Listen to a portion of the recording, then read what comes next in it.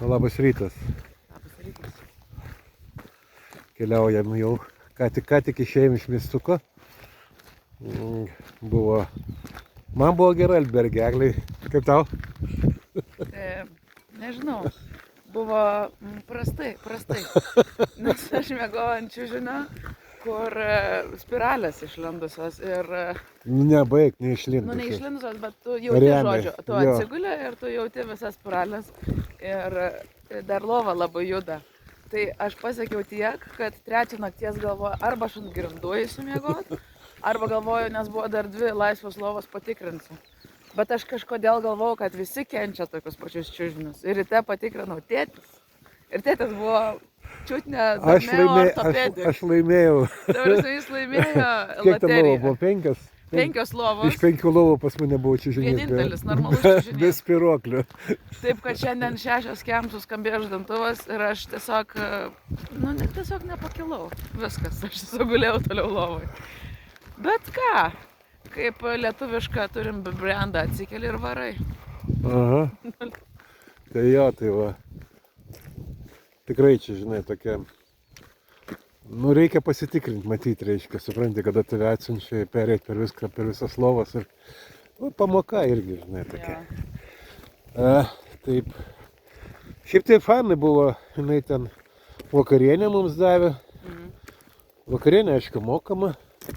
Šiaip tai nepigu čia yra, kaip pasakyti, jeigu nori, taip, nes kiek mes 15 eurų už lovą ir 14 už vakarienę sumokėjom. Tai va, kiekvienas.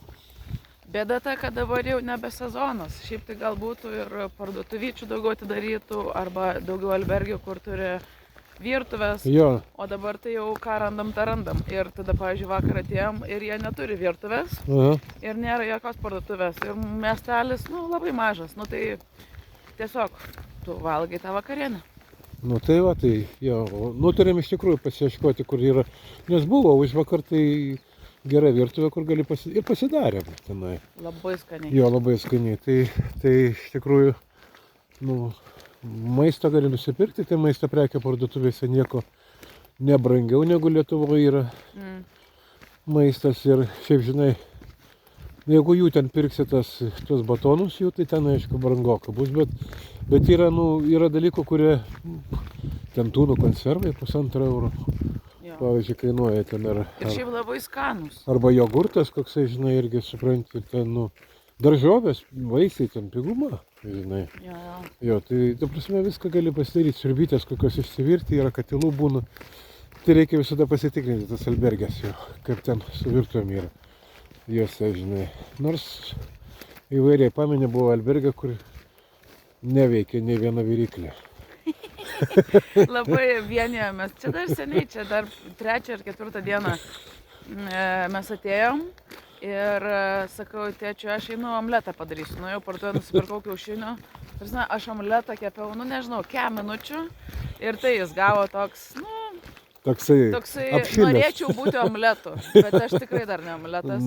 Ir aš galvoju, kitų žiūrų kažkas ten troškinį kepa, kažkas ten makaronus. Ir visi tyli ir paskui kažkas virtuviai sako, tai kad čia nieks neverda. Ir dar supratau, kad visi valgys. Net vanduo neužverda. Jo, tarsi. Ir taip gera buvo, nes visi vienijomės, kad tiesiog labai lieva viryklė. Tai va, tai iš tikrųjų.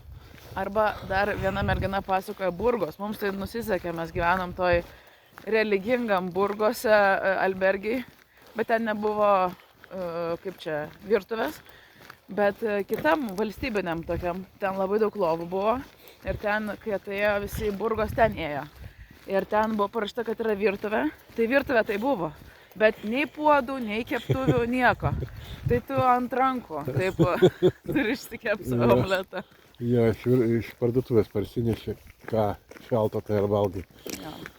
Žodžiu, mokomės, iš tikrųjų, ir kamino yra prasmė šito, tokia iš tikrųjų irgi yra minimaliai būti patenkintų to, ką gauni iš tikrųjų. Ir išlikti laimingu ir džiaugsmingu ir toliau keliauti, žinai, nes šiaip tai čia nusivylimų į vietos yra. kiek nori.